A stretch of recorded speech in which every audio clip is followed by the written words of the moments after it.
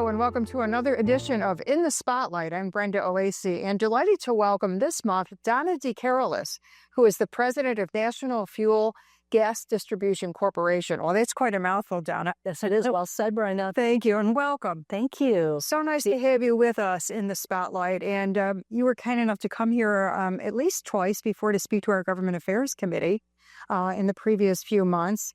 And I know it's important for you to have community outreach, obviously. Can you tell us, first of all, what's the difference, Donna, between your company, your title, and the utility itself? Yeah, so National Fuel Distribution Corp, we are the utility. So we're the ones that most people think of when they think of Western New York's gas utility.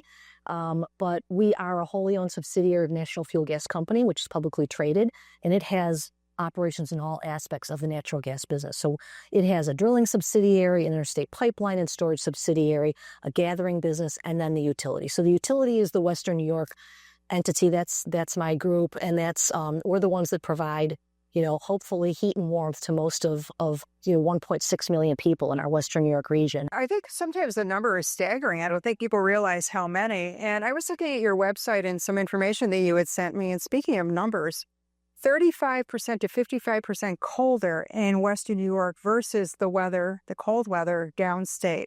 And there are always so many differences and comparisons between Western New York and downstate, no matter whether it's real estate or anything else.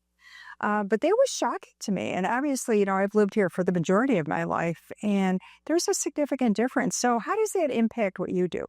Yeah, and I think a lot of what I've been doing these last few years, Brenda, is working on energy policy statewide. And as there was a law that was passed in 2019, the CLCPA, the Climate Leadership and Community Protection Act, with very, very strict mandates about where we have to go on lowering greenhouse gas emissions and, getting the grid, all generated by renewables and zero emission by 2040. So all these policies that have been developed in Albany, really, they're really being pushed by downstate interests, where a lot of folks don't really own homes. The weather is not as cold as you mentioned. Here in Western New York, on a cold winter day, roughly 94% of the energy that somebody uses in their home is natural gas. So we think these policies that are pushing towards kind of electrification mandates, especially for Western New York, just don't make sense. Well, and certainly Governor Hochul understands what the weather was like in Western New York. Has she been an advocate in that respect?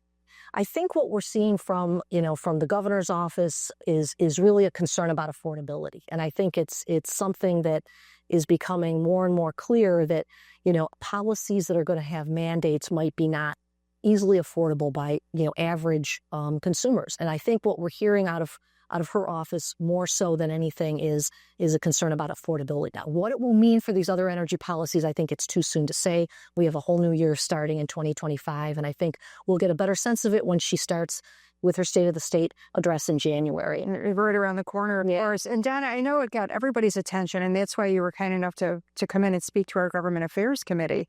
And there is a real buzz in the real estate community about this push for natural, or just electricity, I should say. And everybody was talking about you're going to have to get rid of your gas stoves and take out gas furnaces, et cetera. Where does that stand at this moment? Right. So, just a little bit of history. Last year in 2023, and it started with the State of the State address. First, there was a ban being proposed by the governor starting in 2030. If your heating equipment or your water heater were to break in your home, then you would have to electrify it. So that was proposed, and it was not ultimately passed. What was proposed and did pass is the All-Electric New Constructions Act. And so that says that new construction must be zero emissions for residential starting in 2026. So these are things that did pass.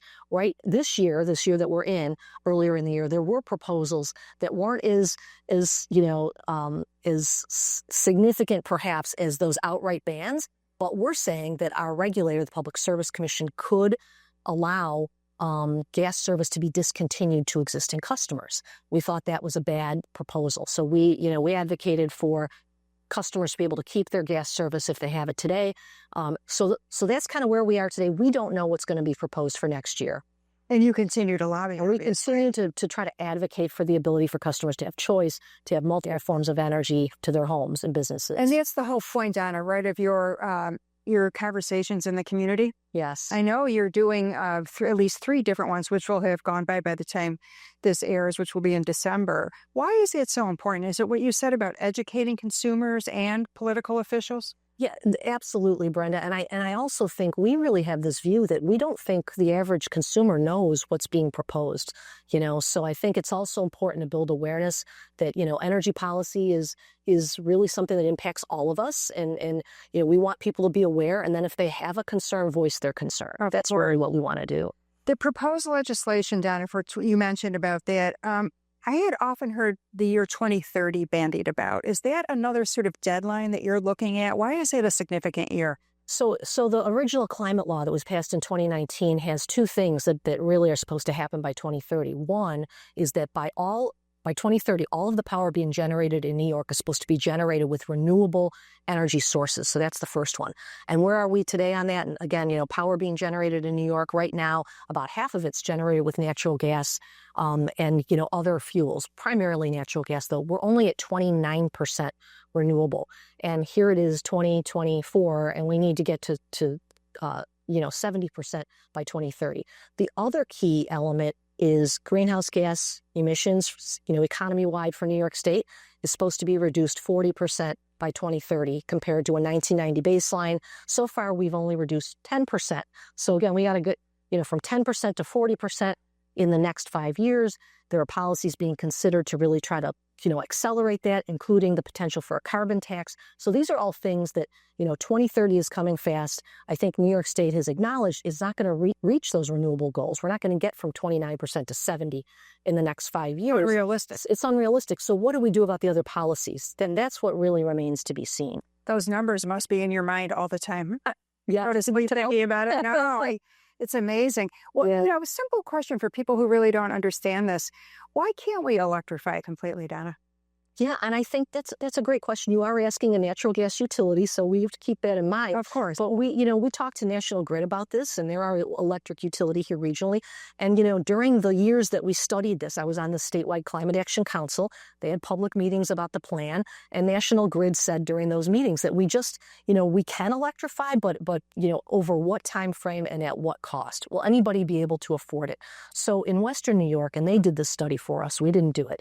We would have to quadruple the grid just in Western New York to electrify heat. And if you think about heat, how cold it gets and having to have enough electricity on hand to be able to generate that much heat from electricity is just staggering. So we'd have to quadruple the grid. And the grid as it is today, as we know, is fragile at times. And so, these are the concerns that we have. I think, we need policies that people can afford and that will have them be able to have reliable energy. With about 30 seconds left here, Donna, the pathway for Western New York, I saw a title in one of your slides. What does that mean? We just think we need all options, Brenda. Really, the pathway we think is you can use energy efficiency today. We all know that we all have homes and businesses. If you use less energy, you save money and you reduce emissions immediately. So pathways that include, lowering your usage, hybrid heating, like a hybrid vehicle where you can use either fuel source. In your home, you could use gas or electricity for heating.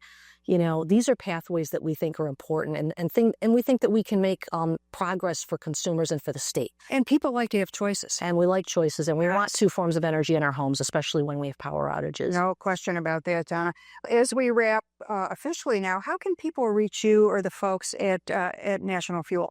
Yeah, we have a website called betterplannobans.com. That's a good place to go to see what's going on, and I can get you that website for folks to we'll put there right on the screen. That'd be perfect. Great. Better plan, no ban. No ban. I love it. The rhyme. It helps stay in your mind. Yeah. Excellent. Donna DeCarolis, thank you so much for coming in. It's always an education. Keep up the good work, and thank you. I wish you a happy and healthy 2025. And to you and yours. Thank you. you. Thank you very much. That'll put a wrap on this edition of In the Spotlight. We'll see you next month. Thanks for watching.